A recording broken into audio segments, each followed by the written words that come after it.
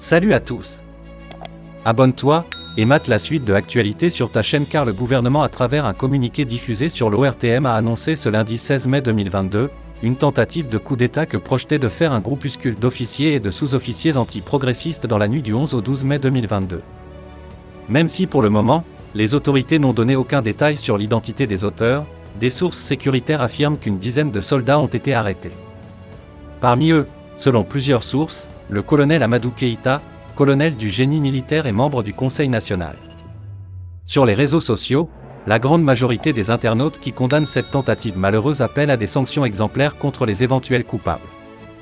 Je demande à nos autorités d'organiser un procès public, afin de montrer à l'opinion nationale et internationale les vrais ennemis, peut-on lire dans l'un des nombreux commentaires sur la question. C'est le sujet de votre Facebookant du jour.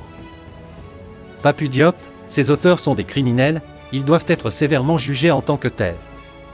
C'est pour un retour en arrière au bénéfice de la France, le peuple n'acceptera jamais cela.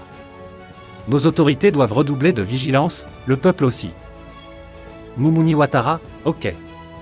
C'est plutôt une bonne nouvelle, parce que ça permet de rester éveillé et de renforcer le dispositif sécuritaire autour de la transition. Et puis, ça fait quelques ennemis identifiés, donc de moins. Soutien total à la transition malienne depuis le Burkina Faso. Barry Nubi Oumarou, vigilance. Ils ne vont pas s'arrêter, la poule aux œufs d'or ne peut leur filer sous le nez facilement et impunément comme ça. Leurs méthodes sont pour la plupart connues, le coup d'état direct, le coup à la Dadi ou à la Déby, le coup à la Théodoro, le coup à la Gbagbo ou à la Allende ou à la Kadhafi. Que ces traîtres soient raclés comme les plaies de cola jusqu'à ce que toutes leurs relations intérieures et extérieures soient crachées du nez, de la bouche et de tous les orifices de leur corps. Diakité Mamadou, la France et ses partenaires veulent mettre fin aux rêves de ces officiers conscients de l'avenir du Mali. Mais ils ne vont jamais réussir. Kevin Fouo, nos frères maliens, vous qui êtes sur place, soyez vigilants, car, nous les autres Africains, nous comptons sur vous, surtout, n'oubliez pas que l'ennemi le plus dangereux est celui de l'intérieur. Ousseynou Diaité, la vérité en marche. Les traîtres africains robotisés à leur propre détriment se verront engloutis et anéantis par leur insouciance de servir les grands prédateurs depuis des siècles qui se voient désormais privés de ses proies. Boubacar Baldé, il faut assainir l'entourage du président Bouatta et faire un toilettage au sein des hauts gradés de l'armée. Guy Martial Mouelemou Kouangui, les gens là ne vont pas lâcher l'affaire. Ils ont une seule obsession, tuer ces fiers dirigeants maliens.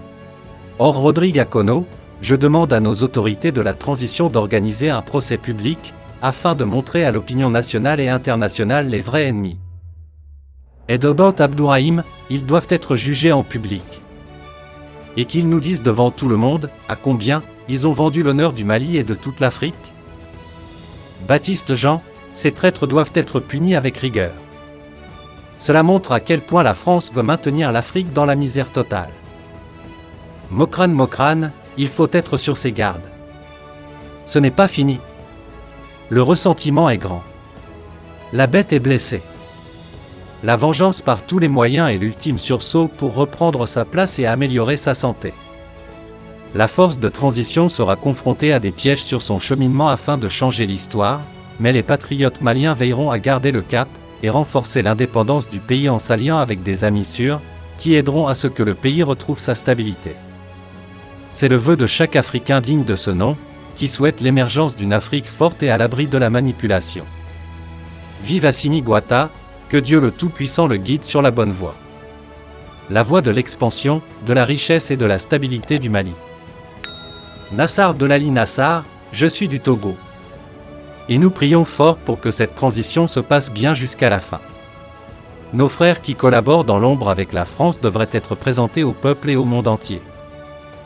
Ils méritent une punition forte. Dommage. Pendant que nous cherchons à libérer l'Afrique de ces gens-là, certains de nos frères conspirent dans l'ombre avec l'oppresseur. Aladji Mahaman Ouattara, il ne faut pas avoir pitié de ces traîtres. Les pires ennemis de l'Afrique, c'est contre l'Afrique cette tentative et non pas contre le régime à Bamako. Force Barkhane. Ce convoi militaire parti d'Abidjan pour rejoindre Gao au Mali, avait d'abord été bloqué et caillassé par des manifestants à Kaya dans le centre du Burkina Faso. Il avait repris sa route avant d'être de nouveau interrompu par des manifestants en colère à Terra, dans l'ouest du Niger. 3 d'entre eux avaient été tués dans des tirs imputés aux forces nigériennes ou françaises. Le 17 décembre 2021, le président nigérien, Mohamed Bazoum, avait exigé des autorités françaises une enquête sur les heurts, ordonné une enquête du Niger. L'exploitation des résultats de l'enquête de la gendarmerie du Niger et de l'armée française n'ayant pas permis de cerner le déroulement exact des événements qui ont provoqué la mort et les blessures des manifestants, le Niger et la France ont décidé d'assurer ensemble le dédommagement des familles des victimes ainsi que des blessés, souligne un communiqué du ministère nigérien de l'Intérieur publié mardi soir. Le montant de ce dédommagement, à part égale, entre les deux pays pour chacune des victimes, n'a pas été révélé. L'enquête conduite par la gendarmerie nigérienne a mis en évidence